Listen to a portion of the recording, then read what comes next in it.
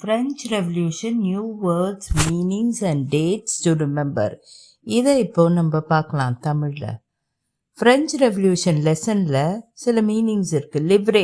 லிவ்ரேனா இது ஒரு currency 1794 France use பண்ணது. தித்தினா ஒரு டேக்ஸ் சர்ச் கொடுத்தது. இது 1/10 நீ எவ்வளோ அக்ரிகல்ச்சரில் என்ன விளைய வைக்கிறியோ அதில் 1/10 சர்ச் கொடுத்துடணும். டெய்லே இது வந்து டேக்ஸ் டைரக்டாக நீ ஸ்டேட்டுக்கு கொடுக்க வேண்டியது. அப்புறம் ட்ரியேசன் பிட்ரேவல் ஆஃப் ஒன்ஸ் கண்ட்ரி ஆர் கவர்மெண்ட்டோ இல்லை உன் கண்ட்ரியோ உன்னை வந்து ஒதுக்கி வச்சிருச்சு இல்லை உன்னை ஏமாத்திடுச்சு, இதை தான் டியர்சன் சொல்கிறேன். சப்சிஸ்டன்ஸ் க்ரைசிஸ் அப்படின்னா ஒரு எக்ஸ்ட்ரீம் சுச்சுவேஷனுங்க. அதாவது க்ராப்பும் இருக்காது, சாப்பாடும் இருக்காது, ஹெல்த்தும் ஜனங்களுக்கு ரொம்ப மோசமாகிடும். இதை தான் சப்சிஸ்டன்ஸ் க்ரைசிஸ்ன்னு சொல்கிறாங்க. அனானமஸ் அப்படின்னா நீ யாருன்னே தெரியாது, என்னன்னே தெரியாது, அதை தான் அனானமஸ்ன்னு சொல்கிறாங்க.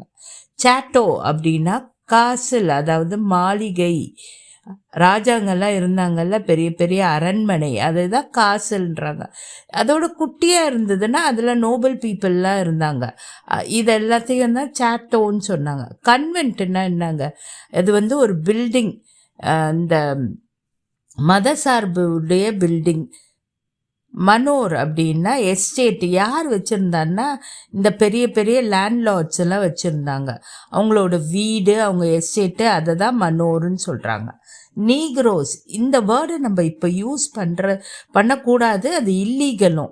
இந்த வேர்டை எப்போ யாரை இண்டிகேட் பண்ணுறதுக்கு யூஸ் பண்ணாங்கன்னா, ஆஃப்ரிக்கா, சவுத் ஆஃப்ரிக்காவில் சஹாராலேருந்து வந்த மக்களை நீக்ரோஸ்ன்னு சொன்னாங்க. Emancipation, the act of freeing, யாரை நீங்கள் ஸ்லேவரி, அதாவது அடிமைத்தனத்திலேருந்து விடுவிக்கணும்னு நினைக்கிறீங்களோ அதை தான் எமான்சிபேஷன் சொல்கிறீங்க. இப்போது கொஞ்சம் முக்கியமான டேட்ஸு, ஃப்ரெஞ்ச் ரெவல்யூஷனில் இருந்த டேட்ஸை பார்க்கலாம். 1774 லூயி 16 வந்து ஃப்ரான்ஸுக்கு ராஜாவானார். அவர் தான் ஓல்டு ரெஜிம்லேருந்து வந்தார். 1789 தான் நேஷ்னல் அசம்பிளி கொண்டு வந்தாங்க. பேசில் ஸ்ட்ராங் பண்ணாங்க, இடித்து தகர்த்துட்டாங்க. பெசன்ஸ், அதாவது அக்ரிகல்ச்சர் பண்ணுற ஃபார்மர்ஸ் வந்து ரிவோல்ட் பண்ணாங்க. 1791 தான் கான்ஸ்டிடியூஷன் ஃப்ரேம் பண்ணாங்க. அதில் வந்து கிங்குக்கு ரொம்ப லிமிட்டட் ரைட்ஸ் தான் கொடுத்தாங்க, மக்களுக்கு தான் நிறைய ரைட்ஸ் கொடுத்தாங்க.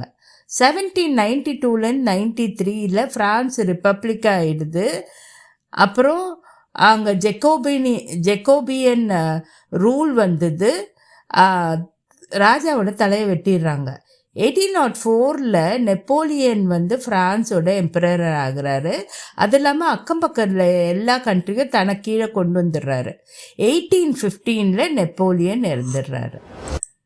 சப்ஸ்கிரைப் பண்ணுங்கள், லைக் பண்ணுங்கள், கமெண்ட் பண்ணுங்கள், ஷேர் பண்ணுங்கள். தேங்க்யூ ஃபார் வாட்சிங்.